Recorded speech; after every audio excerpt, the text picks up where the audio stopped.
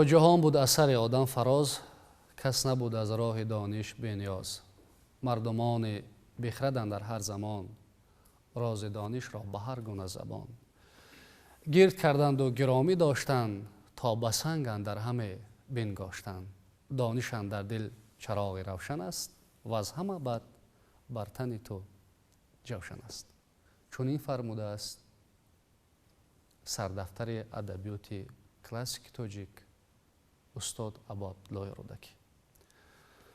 با بیان این اندیشه های زیبا و موزون و دلچسب از ایجادیات صاحب قران شاعران ابوعبدالله رودکی، برنامه امروزه صبح تاجیکستان را آغاز میکنیم و روز و روزگار شما را بخیر و شادی میگوییم. بگذار همیشه زندگی شما روشن باشد، خانه شما گرم باشد و در فضای تاجیکستان صاحب استقلال ما و شما زیر پرچم صاحب استقلالی و سیاست خردمندانه و عاقلانه پیشوای ملت محترم امام علی رحمان زندگی با سعادت داشته باشیم.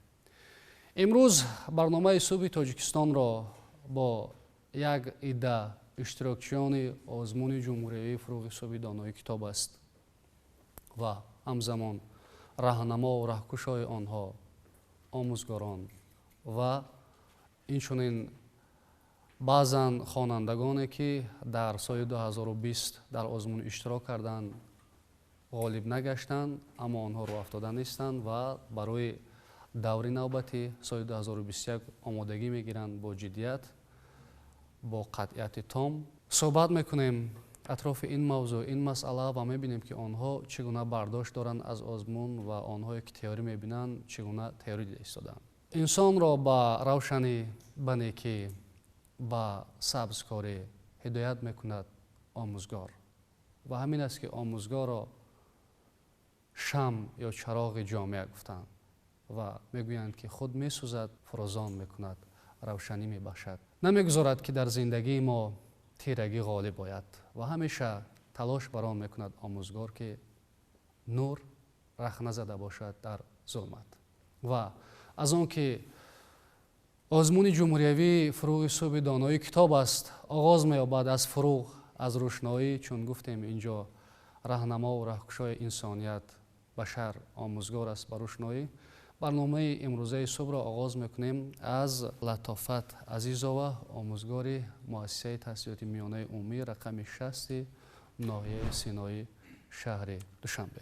مرحمت. میگن که دنیا را خورشید روشن میکند، دلها را کتاب.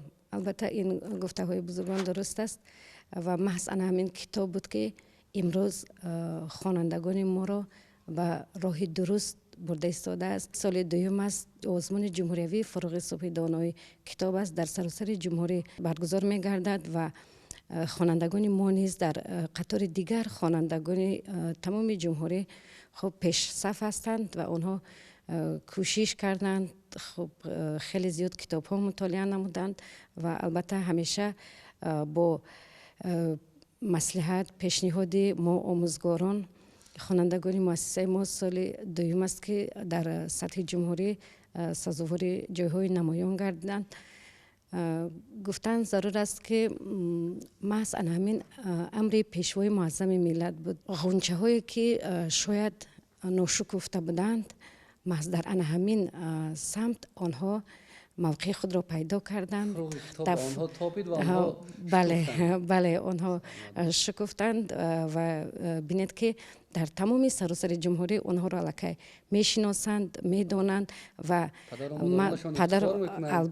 البته نه تنها پدر و مادر و ما نیز آموزگاران از این به نهایت سرفراز هستیم و محض همین چهره ها دیگر نورسان و جوانان رو و حتی بینید که کلان سالان رو یعنی بیدار ساخت که آنها نیز خب که شخصانی کتاب دوست بودند و توانستند خود را در همین آزمون معرفی کنند و آن قابلیت خود را، دانش خود را یعنی باز هم سیقل دهند به دیگران نیز خب نمونه عبرت باشند.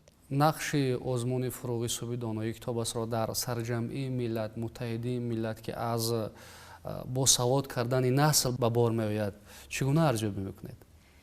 که ما از خود اگر بگیم که سردفتر ادبیات کلاسیک توجیک که ابله رودکی می باشد و تا امروز مردم توجیک، ملت توجیک از ازل کتاب دوست و کتابدار بودند و محض انا همین فرهنگ، کتاب دوستی، علم و دانش تا به امروز ملت ما را با هم متحد ساخته است. ما گذشتگان خود را با محض انا همین کتاب هایشان، اثرهای پرغناوتشان آنها را میدونیم. امروز هم ما آنها را پست میداریم، خب مطالعه میکنیم، میخوانیم و به نسل های آینده نیز ما آنها را خب میرسانیم. سلامت باشین. کتاب رو بیهوده خاطره تاریخ نگفتن. البته استاد اگر نبودی، علم و هنر نبودی، در عالم معانی یک راهبر نبودی. تشکر برای سخنها و اینجا میگذاریم با اشتراکچیان آزمون فروغ صبح دانای کتاب است. مرحمت از شما آغاز میکنیم.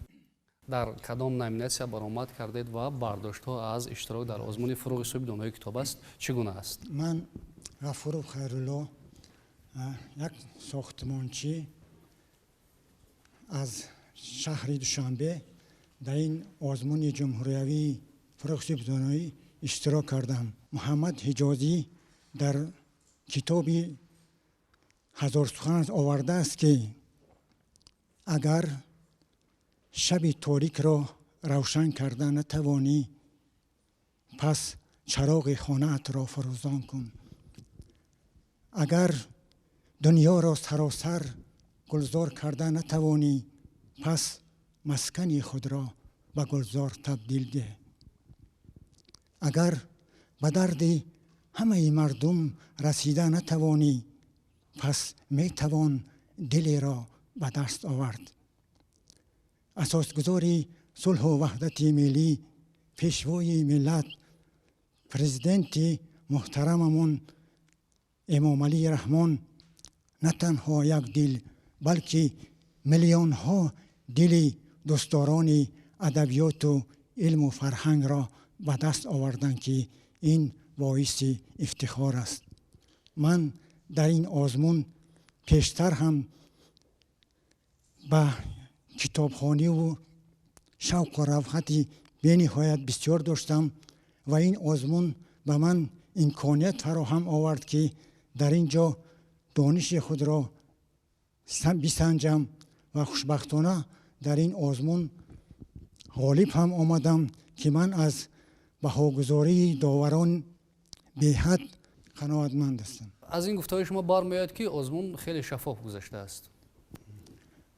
این آزمون البته در رفت گذراندن به نهایت شفاف بود. اینجا داوران به طور سوال و جواب میدادند. ساختمانچی در کدام ساحه هستید؟ ساختمانچی کسبی هستم. من ختم کننده کالج ساختمانی شهر دوشنبه می باشم و در ساختمان های شهر، در ساختمان هایی که من البته من فرزند دهات هستم، در ناحیه زادگاه خودم هم کار فعالیتی کردم. شما از کدام نامیناسیا برآمد کردید؟ من از روی نامیناسیای خواندن و از یاد کردن اشعار ادبیات معاصر تاجیک اشتراک کردم. جای چندم را گرفتید؟ و جای سوم را اشغال کردم. چقدر مبلغ در جای سوم مقرر شده است و شما صاحب آن مبلغ گردید؟ برای قدر کردن این غالبان آزمون برای افتخاری جای سوم 15,000 سومانی جدا کرده بودند که ما صاحب آن البته گشتیم. در مرحله‌ای که برای غالب شدن در آزمون آمادگی می‌گرفتید، کتاب می‌خواندید، اثر می‌خواندید، هم دانش گرفتید، تجربه گرفتید و نهایت صاحب 15,000 سومانی مبلغ نقد گردیدید. اکنون شما قیاس کنید با کسب اختام با ساختمانچی برتری چگونه است؟ مثلا شما 15,000 سومانی رو در چقدر مدت می‌توانید حساب کارهای ساختمانی به دست بیارید؟ البته در ساحه ساختمان پول کار کردن هم خوب است، لیکن باز این در ساحه فرهنگ، در ساحه کتابخوانی و خیلی که ما در این آزمون اشتراک کردیم، این به نهایت ما خرسند شدیم و دستاورد صاحب شدیم. شما نقد گفته میتوانید که مثلا 15,000 سومانی رو از اونی که ساختمانچی هستید در چقدر مدت به دست میارید؟ میتونید در یک ماه، در 2 ماه؟ منظور من چی است از این سوال؟ فهمیدم. کسب ساختمانچی هم البته برای امروز برای جامعه ما در کار است. امروز میبینیم که در شهر دوشنبه ساختمان‌های زیاد رفته ایستادند، بناهای بلند آشیانه قامت می‌افروزند. این زحمت دست ساختمانچی است، استا است، هنرمند است که مثلا ما تماشا میکنیم، فراغت میگیریم، راحت میکنیم و خرسند میشیم از پیشروی در وطن عزیزمون. گپ سر این است که خود شما با چی خلاصه آمدید؟ شما باید علمی آموختید و ساختمانچی در ساحه علمی شدید، یا اینکه همین ساختمانچی که امروز واقعی هستید، بناکار هستید، سازنده هستید، با این سمت میل میکردید؟ یک نویسنده مشهوری تاجیکستان ستار تورسون در کتابهایش آورده است که زنده بودن کم است. این چی معنی دارد؟ این همین خیلی معنی دارد که این یک طرفی معنیش که ما حاضر خواننده عادی مکتب بودن برای ما کم است. بله. یک معلمی دانشگاه بودن این کم است. ساختمانچی بودن این کم است. باید که ما باز هم احیاتر شویم، زنده تر شویم و هوشیارتر باشیم، در همه ساحه ها فعالیت کرده باشیم و در اطراف سیاست خردمندانه پیشوای ملت متحد شویم، به هم بیاییم، به هم آییم و صداقتمندانه مهنت کنیم و ارزش‌های استقلال را حفظ نماییم و به آیندگان میراث گذاریم. سلامت باشید. پاسخ بسیار پاسخی از همه پهلو مثبت بود. ببینید، هرچند در پاسخ جواب عمیق نبود، اما ماهیت پاسخ این است که ما باید چیکاره هستیم نیستیم رسالت خودمون را به جا بیاریم. باغبان باید از پشت سبز کردن نهال باشد.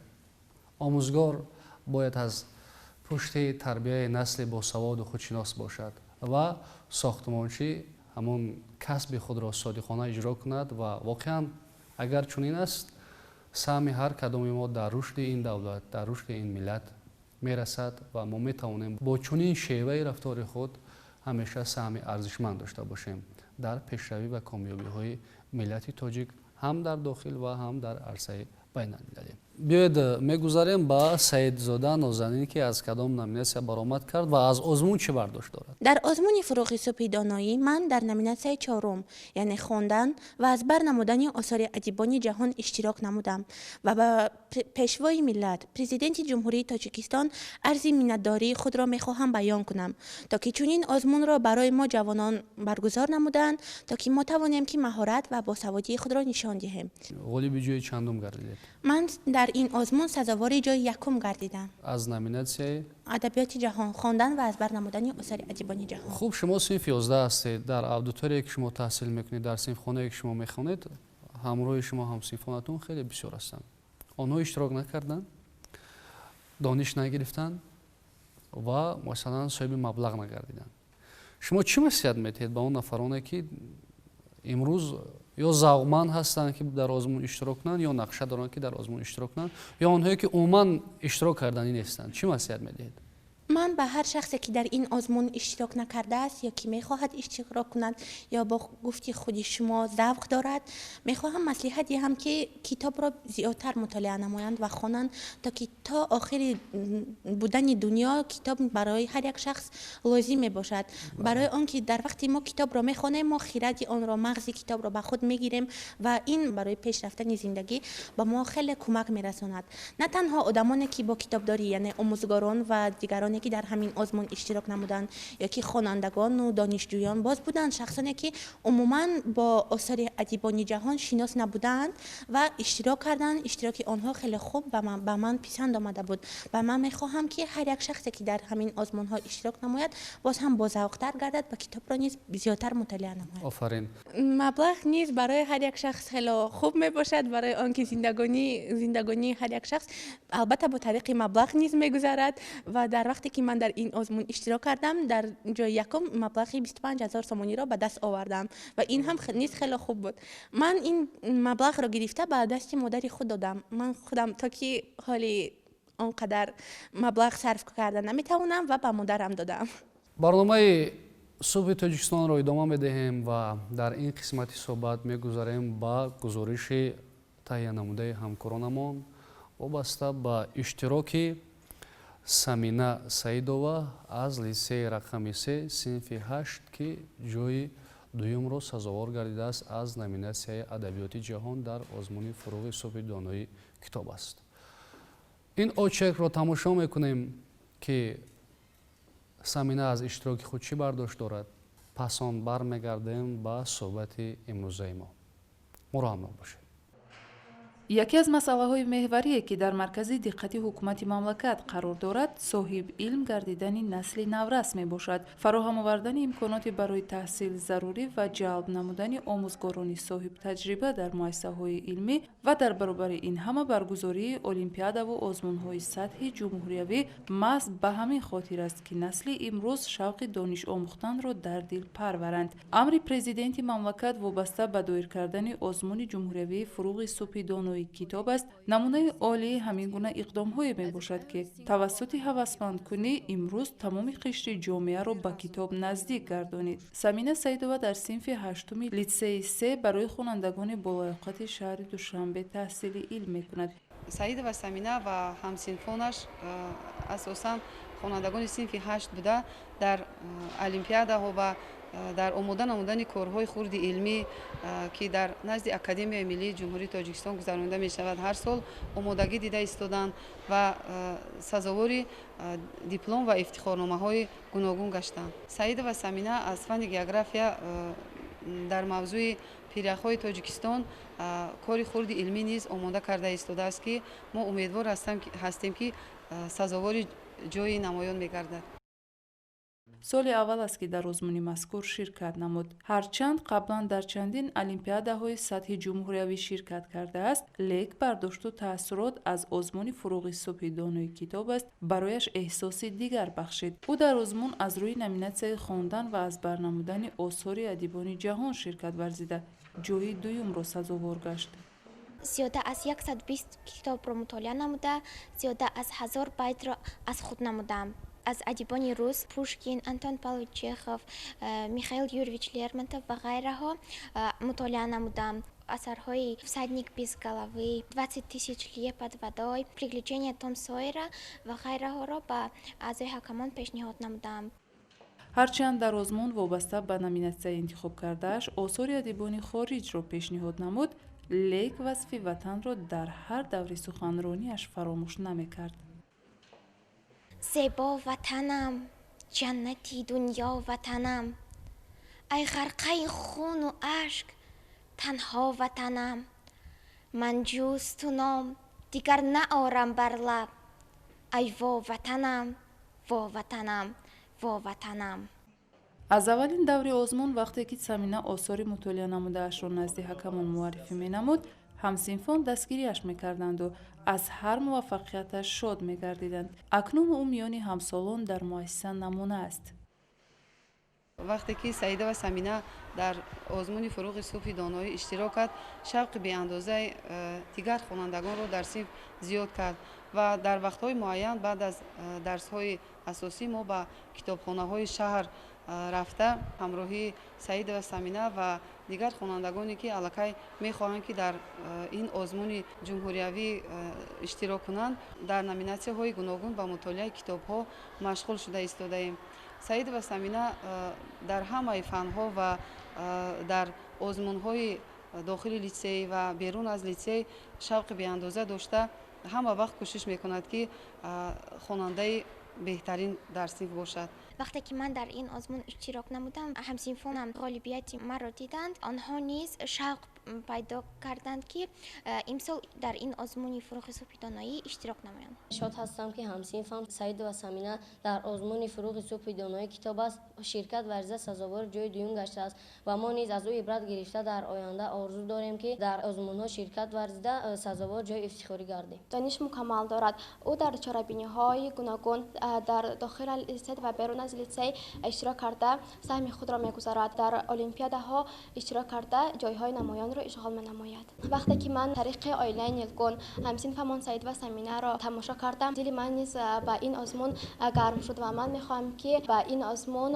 اشتراک ورزیده سزاواری جای گردم. همسنفم سعید و سمینه دختری با سواد با تمکین و با تربیت است. او از اثرهای خوانده‌اش به ما نقل می‌کند.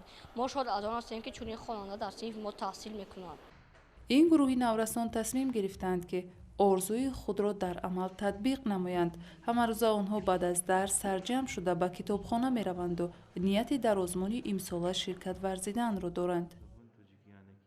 ҳамин озмун ба хонандагони мо як такони бахшед ки қисми зиёди онҳо мехоҳанд ки дар номинатсияҳои гуногун дар соли оянда иштирок варзанд. омодагиҳое ки мо имрӯз дида истодаем боварӣ дорем ки дар соли оянда инҳо хонандагони мо иштирок карда сазовори ҷойҳои намоён мегарданд. ҳамроҳи ҳамсинфонам ба даври мактаби آزمون تیاری های جدی دیده ایستاده‌ایم و می‌خواهیم که سزاوار جای اول باشیم. حاضر ما با همسنفانمون به کتابخانه رفته خیلی کتاب‌های زیاد را مطالعه نموده ایستاده‌ایم و من نیز تصمیم دارم که در این آزمون سزاوار جای گردم. حالا ما بعد از درس با همسنفانمان به کتابخانه رفته در آنجا کتاب‌ها را مطالعه می‌کنیم و برای آزمون تیاری جدی می‌بینیم. معلم‌ها در این کار به ما یاری می‌رسانند و ما را به این آزمون تیار می‌کنند. ما همراه همسنفانمان در آزمون فروغ صبح دانایی کتاب است تیاری دیده ایستاده‌ایم. برای این ما را رهبر صنفمان کمک می‌رسانند. از خردی نیز من شوق داشتم به خواندن ادبیات جهان و وقتی که با والدینم دیدم این آزمون را در تلویزیون شوق پیدا نمودم که در این آزمون اشتراک نمایم. سعیده و سمینه با زبان‌های انگلیسی، آلمانی و چینی مطالعه کتاب‌ها رو خوش می‌بیند. خیلی دختری با آداب، با تمکین و سزاوار احترام همه همسنفان گشته است. و همسالانم مصلحت می‌دهم که بیشتر کتاب خوانم چون که کتاب ما رو همیشه با راه راست، با کردار نیک و با رفتار نیک میبرد و دانش ما رو صیقل می‌دهد. این چنین جهان بینی ما رو وسیع می‌گرداند. نسلی که امروز در روحیه خودآگاهی به کمال رسیده ایستاده است اگر با همین مرام ادامه یابد باوری هست که صاحب خرد و فرزانه به کمال میرسند. زیرا اگر در دوام یک سال آنها تا 1000 اثر گوناگون مضمون را مطالعه کنند فوند لغویشان غنی میگردد، نک و اندیشه کردن را میآموزند و هم با تجربه و اندرز گذشتگان راه زندگیشان را روشن میسازند و آثار بزرگان را در این برابر حفظ مینمایند.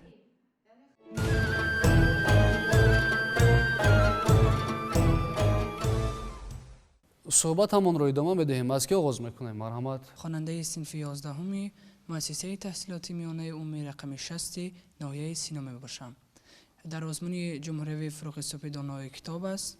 از روی نامیناسیون 4 یعنی خواندن و زیاد کردن آثار ادیبان جهان اشتراک کردم. برداشت شما از آزمون چی است؟ البته ملت تاجیک از ازل کتابخوان، کتاب دوست و صاحب کتاب بوده. در عرصه جهان همچنین یک ملت با فرهنگ شناخته می شود و باعث افتخار است که سال دوم است در جمهوری ما این آزمون برگزار شد و چهره های نو پیدا شدند. خوانندگان توانستند که از همه قشرهای جامعه در اینجا اشتراک کنند، از همه مناطق کشور و سویه دانش خود را بسنجند. امسال یک نامیناسیون دیگر نیز علاوه شده بود در آزمون که نامیناسیون شاعری است و باعث افتخار است که ادیبان جوان نیز در اینجا کشف شدند و سزاوار جایها گشتند. در آزمون اشتراک کردید، در برابر اونی که دانش گرفتید هوسمند گردیدید، همزمان شما دوستان زیاد پیدا کردید. امروز در جهان پرتضاد، حساس، ما باید بیش از پیش هوشیار باشیم، زیرک باشیم، موقع گیری اصولی را از دست ندهیم. توانیم که در همه صورت، در همه مورد، در همه حالت پشتیبانی منفعت‌های دولت و ملت خویش باشیم.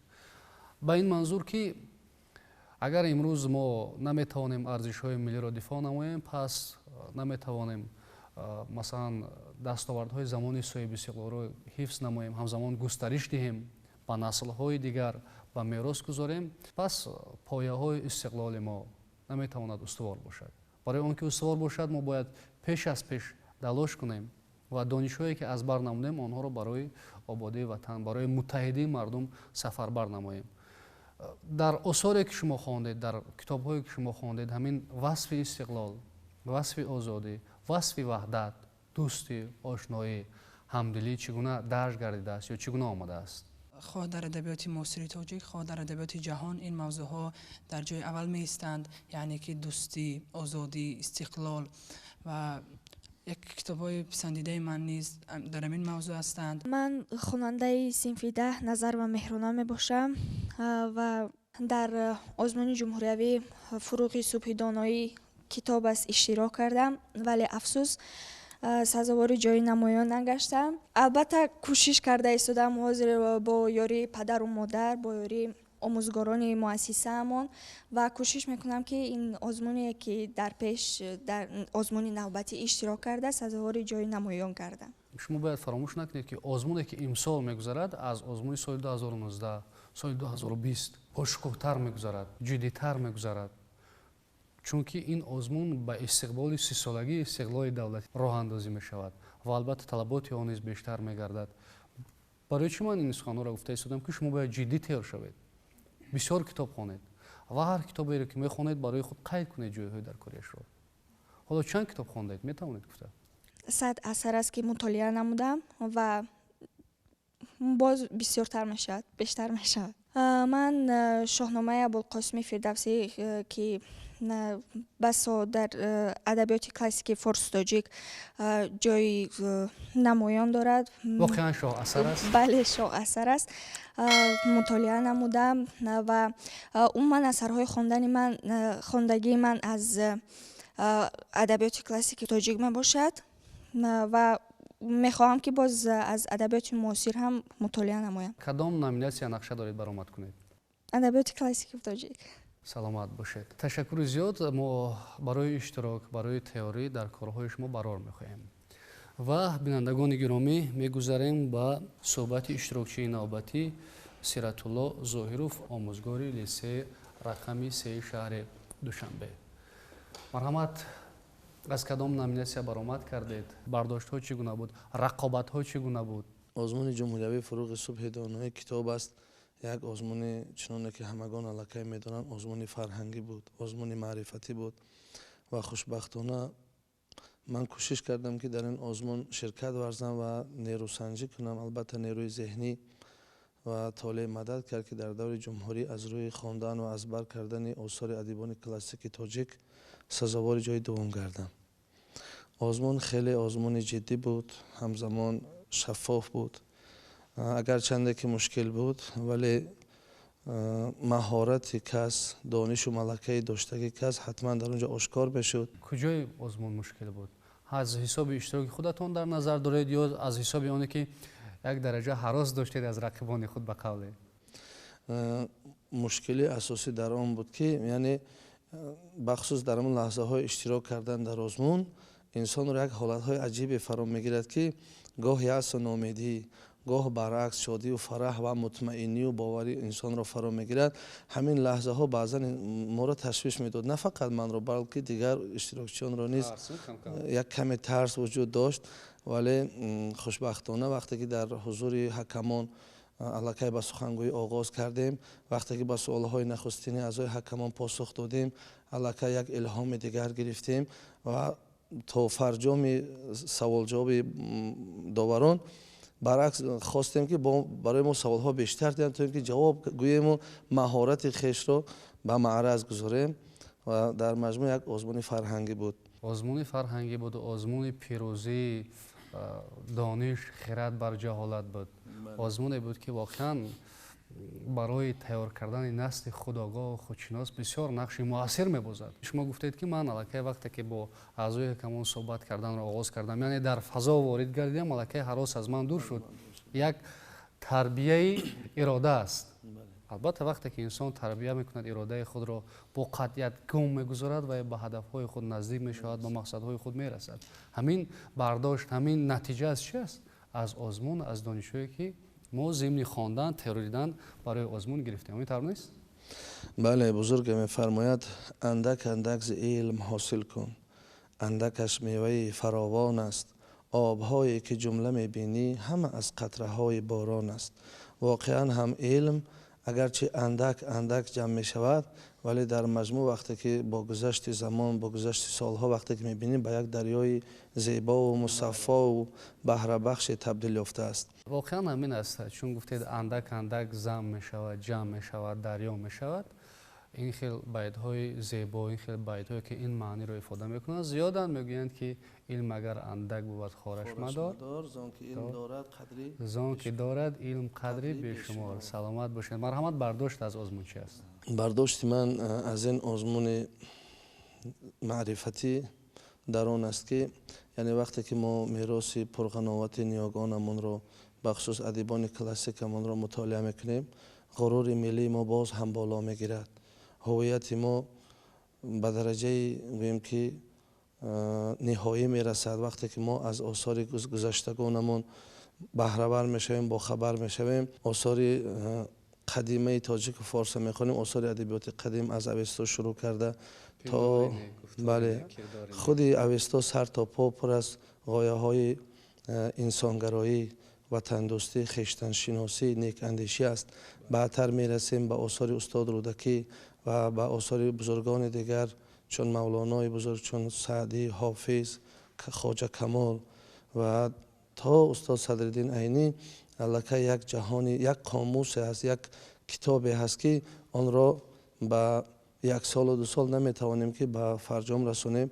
و درباره نیاگان ما بزرگان زیادی هم سخن راندند، بخصوص وقتی که بهارستان را خواندم.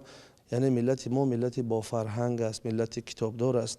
پیشوای محترم ملت هم در یکی از سخنرانی هاشون میگویند که جهانیان مردم ما را پیش از همه با کتابخوانی و کتابداریشان میشناسند. همچون یک آموزگار به نسل با سعادت این دوران توصیه میدهم که پیش از همه اول آثار گذشتگانمان را مطالعه کنند، از آثار ادبیات قدیمه همان بعدتر از ادبیات بی‌نظیر کلاسیک همان بهره ور شوند، سپس برای خواندن اثرهای ادیبان جهان و ادیبان توانای امروزه همان کمر همت ببندند. سعیدا، شما در نامیناسیون ادبیات جهان اشتراک کردید، غالب گردیدید.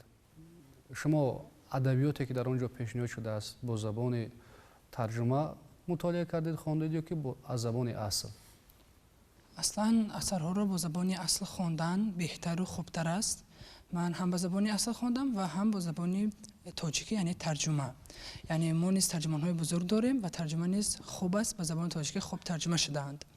و اثرهایی که من به زبان اصل خواندم، این رمن بزرگ قدره می باشد که از 2 قسم عبارت است. بعدا من سوره به سر رو به زبان انگلیسی، هم زبان تاجیکی هم زبان انگلیسی خواندم. و اینچنین از نظم نیز به زبان انگلیسی خواندم. داستان مثلا گملت شکسپیر رو به زبان انگلیسی خواندم، یعنی زبان اصل. از آثار ترجمه شده مثلا بیشتری اثرهای من، این خوانده من این آثار ترجمه شده بودند. یعنی که من میخوام که زبان مادری خودم رو، یعنی زبان تاجیکی چقدر زبان بوی است، از جهت ترجمانی نیز بیاموزم. اینچنین مثلا من که خود کمی ترجمه میکنم، ترجمان های بزرگ مثلا همچنین یک مکتبی هستند که از آن میتونیم بهره گیریم. از کتاب ما هم خود را میشناسیم، هم جهان را میشناسیم. اندیشه شما در قبال این نظریه چی است؟ مثلا وقتی که نامیناسی ادبیات جهان گفته، همون شاه اثرهای بزرگ دنیا رو میگن که در آن از ادبیات کلاسیک و معاصر ما نیز داخل میشوند.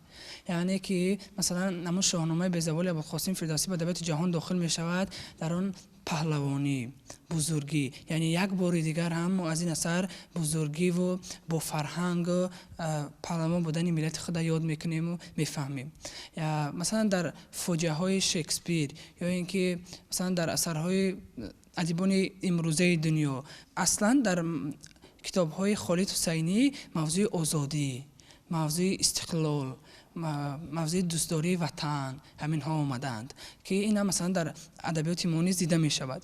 ё ин ки худ масалан ҳамин асарҳои устод айнӣ ва мо масалан ба муқоиса мекунем ба асарҳои адабиёти фаронса онро, ё ин ки аввалин романе ки аз тарафи зан иншо шудааст дар адабиёти муосири тоҷик, романи занони сабзбаҳори устод Гулрухзор, ки масалан ин ҳам асари ҷаҳонӣ аст ва дар бораи масалан озодии зан, дар бораи озодии зан сухан мегӯяд ва ҳамаи мин масалан он чизое ки дар адабиёти ҷаҳон аст, аммо онро аз назари аз фарҳанги тоҷикӣ, яъне бо либоси тоҷикӣ, аз нигоҳи занони тоҷик онро ба қалам овардаанд. бинандагони гиромӣ, ҳушамон ба суҳбат аз лаҳзаи фароғат фаромӯш кардем.